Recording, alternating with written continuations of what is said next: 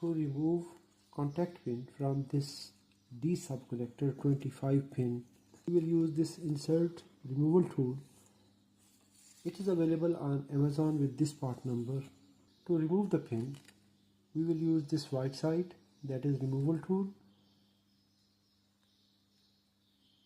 Insert this wire in the tool. Now press gently this tool in the contact backside. Pull the wire.